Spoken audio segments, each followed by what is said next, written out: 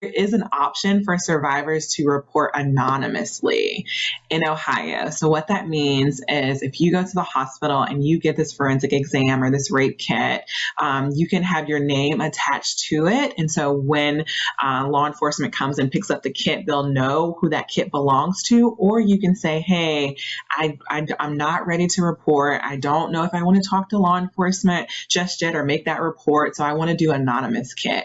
And so instead of them putting your name on the kit, they'll put a number and you'll have access to that number, and that number will go on your medical records. Law enforcement will not have access to that number. So if they send your kit to go get tested, they have to jump through hoops to try to even get in contact with you if you do an anonymous kit. And so I think that's really important because oftentimes if you just experienced a sexual assault, you are in what we call trauma brain. You don't know what you want to do. It might be a family member who sexually assaulted you or a close friend or acquaintance. So you really just want to go to the hospital and seek services, and you're not even trying to think about filing a police report. So I want to make sure that, we get that out there.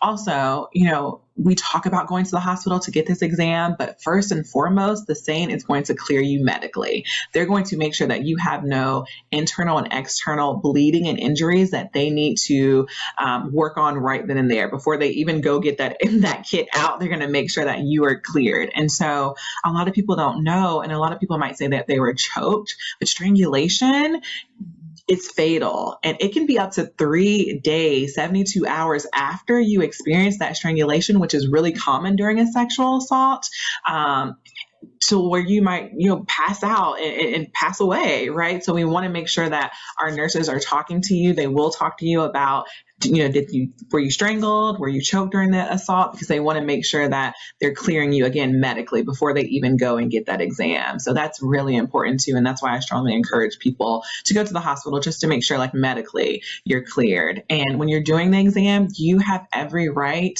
to say, no, I want to stop at any point of that exam. An advocate will absolutely be there to support you, but SANEs absolutely know that you can stop at any time. So once they open that kit, that does not mean that you have to go through the entirety of the kit as well. I think that's really important for folks to know. I do want to note that our medical professionals are mandatory reporters, so they will have to call law enforcement because sexual assault, it's considered a felony, and so they'll have to make that report, but you still don't have to talk to law enforcement. Some of our great SANEs won't call and make that report until you're headed out the door anyway, but the ones that, might have a process and they need to call in the beginning, again, even if the law enforcement comes to get that kit, you do not have to talk to them. That is your right.